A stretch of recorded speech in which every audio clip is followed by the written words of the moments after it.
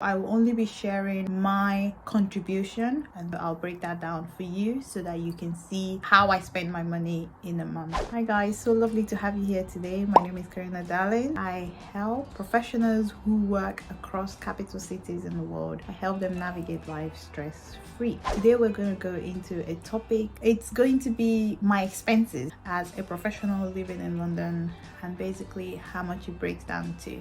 And so the way I like to look at my outgoing is the income that comes in, and then I break that in between the wants and the needs. So I'll start with talking about my income. So income normally comes from my day job. I work in procurement, I work in commercial law in-house for companies, and I also have side businesses, and so I invest in properties, and sometimes I get income from Airbnb or renting. So it's a two-people household, and I will only be sharing my contribution, and I'll break that down for you so that you can see how I spend my money in a month. So I'll start with my needs. My needs encapsulates mortgages, bills, home expenses, utility bills. These are expenses that will not change every month. They are constant. London is one of the most expensive cities in the world to live in. In terms of our mortgage, my contribution towards the mortgage every month is £800, and that's because we want to bring down the interest and hopefully have more of an ownership of the property over a longer period of time. I do a lot of things at home. I work now mostly from the house. I like to spend my evenings at home, my weekends at home. So owning a home is a very important aspect of my life, and it gives me joy doing that.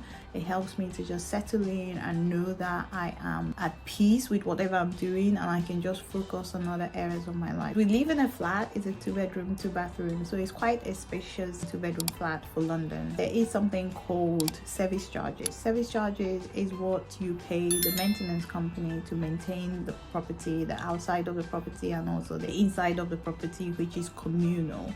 So things like your lift, your corridors, cleaning those, maintaining all the aspects of the property that is not within where you live in, they look after it. And so you pay something called a service charge every year, and we also pay something called a ground rent. And so including the service charge and the ground rent, my contribution to that is roughly £150 a month. There's the cost for utilities, so things like water, electricity, broadband. My contribution for that in a month is £137.50. There's something called council tax. It's what you pay to the borough or the council within that area to be able to take out the rubbish and clean the surrounding areas where you live. And my contribution towards that is roughly £95 a month. For groceries and food, my contribution is basically £150 a month. Because I work relatively from home, sometimes I go into the office, but not consistently every week. So my contribution to travel at this current time is £150. As a homeowner, you'll be aware that we will need insurance. So there are things like home insurance. I also have travel insurance. I have gadget insurance. I have an income protection insurance. I have a life assurance, and I also have private healthcare insurance as well. In the UK, we have the NHS, which is the public healthcare service, and you can access it.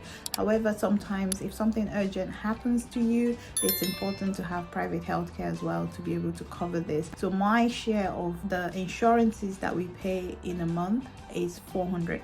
All these insurances are quite pricey, but they're also important to have, especially when you have outgoings that are quite high and they are fixed every month. Whether or not you're well or able to work, those outgoings will be out and you have to pay them. So it's good to have these insurances to protect yourself. I also have Audible, which is where I listen to a lot of the books that I buy, and I also use Audible to be able to access newspapers like the Financial Times and also the Times, or different other types of papers that are subscribed to Audible. So that gives me access to be able to read newspapers without having to buy them individually each day. So that comes to roughly about £80 to £100 I spend on subscription in a month. I do like to go out to eat with friends and family, or me and my husband, and so for eating out, in terms of my portion of that, I spend about £150 and sometimes £200 depending on the month. I like to also keep money aside for activities. Lately I don't go to the cinema very often, but I do like to go to the theatre. I also like to sightsee. I want to experience London as a tourist. I also like going to the spa, and so